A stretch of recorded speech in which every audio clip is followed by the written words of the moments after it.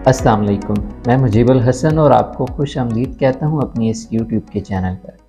आज इस वीडियो में हम डिस्कस करेंगे आरएम म्यूरेटिकम नेट्रोनम होम्योपैथिक मेडिसिन के बारे में।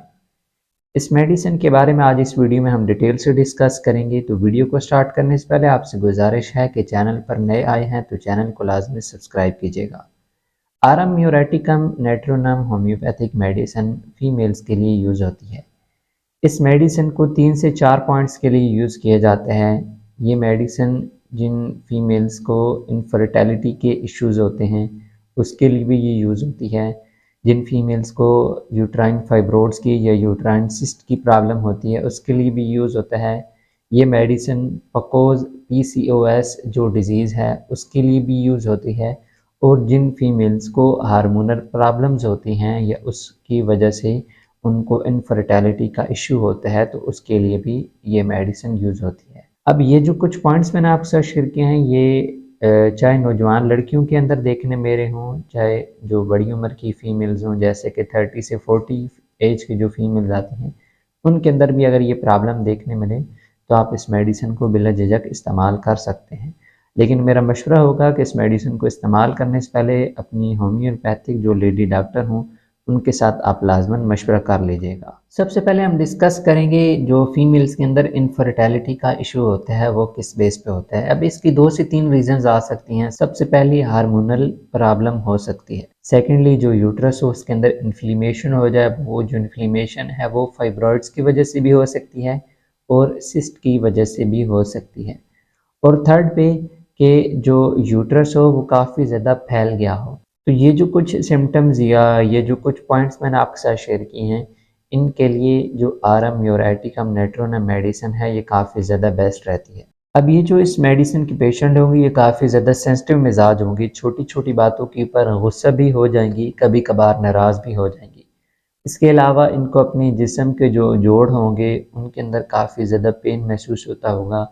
जो जिस्म के छोटे छोटे जॉइंट्स आ जाते हैं जैसा कि एल्बो जॉइंट्स हो गया या जो फिंगर्स के ये जॉइंट्स आ जाते हैं इनके अंदर काफ़ी ज़्यादा इनको पेन महसूस होता होगा।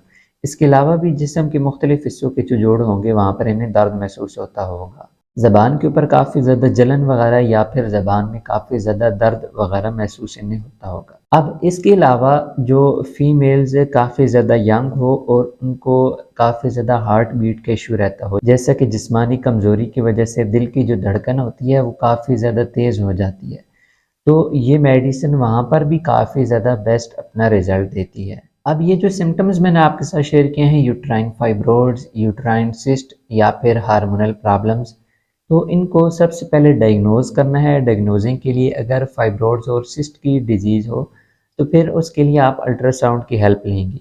अब जैसे कि मैंने स्टार्टिंग में बताया है कि आपने अपनी लेडी डॉक्टर जो होंगी उनके साथ लाजमन मशवरा करना है। तो जब डिज़ीज़ की डायग्नोसिंग कंप्लीट हो जाए तो तब आपने इस मेडिसिन को इस्तेमाल करना है। अल्ट्रासाउंड की हेल्प से आप यूट्राइन फाइब्रोइड्स, यूट्राइन सिस्ट या फिर जो इन्फ्लेमेशन अंदर यूट्रस के अंदर हुई हुई होगी तो उसको डायग्नोज कर सकते हैं। और उसके अलावा जो हार्मोनल प्रॉब्लम होगी उसके लिए ब्लड टेस्ट की हेल्प ली जाती है। जैसा कि मोस्टली फीमेल्स को जो पीसीओएस की प्रॉब्लम होती है वो थायराइड के इश्यूज़ की वजह से हो रही होती है। तो इस तरह की जो सिम्टम्स होती हैं उनको डायग्नोज करने के लिए ब्लड टेस्ट का सहारा लाजमन लें।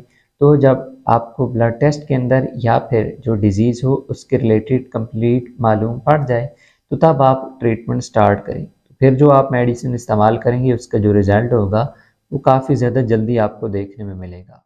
अब मोस्टली जो फीमेल इनफर्टिलिटीज़ वाली पेशेंट्स होती हैं उनके जो पेल्विक जॉइंट्स होते हैं उनके अंदर काफ़ी ज़्यादा सख्ती पाई जा रही होती है। तो जब पेल्विक इन्फ्लेमेटरी कंडीशंस हो तो वहाँ पर भी जो आरएम म्यूरेटिकम नेट्रोनम मेडिसिन है ये काफ़ी ज़्यादा अच्छा किरदार अदा कर रही होती है।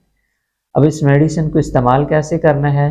फ़र्स्ट ऑफ़ ऑल तो मेरा आपको यहाँ पर मशवरा यही होगा कि इस मेडिसिन को आपने अपनी जो होम्योपैथिक लेडी डॉक्टर हों उनकी कंसल्टेशन के बगैर इस्तेमाल ना करें। अब इस मेडिसिन को जनरली 30 या 200 पावर के अंदर इस्तेमाल किया जाता है। बाकी जो पोटेंसीज आ जाती हैं वो आपने इस्तेमाल नहीं करनी विदाउट डॉक्टर कंसल्टेशन। 30 या 200 की अगर आप इस्तेमाल कर रही हैं तो 30 फार्म में इस मेडिसिन के 3 ड्राप्स सुबह दोपहर शाम 3 टाइम इस्तेमाल आप कर सकते हैं। और 200 फार्म के अंदर आप 3 ड्राप्स सुबह शाम इस्तेमाल कर सकती हैं। आपका कोई भी क्वेश्चन हो तो नीचे कमेंट सेक्शन के अंदर आप पूछ सकते हैं। उसके अलावा व्हाट्सएप का नंबर यहाँ पर लिखा हुआ आ रहा होगा, तो आप व्हाट्सएप के ऊपर भी डिटेल कंसल्टेशन के लिए मैसेज कर सकते हैं। अगर आपकी वीडियो पसंद आई है तो लाजमन लाइक कीजिएगा। चैनल पर नए आए हैं तो चैनल को लाजमी सब्सक्राइब कीजिएगा। मिलते हैं नेक्स्ट वीडियो में, तब तक के लिए फ़ी अमानिल्लाह।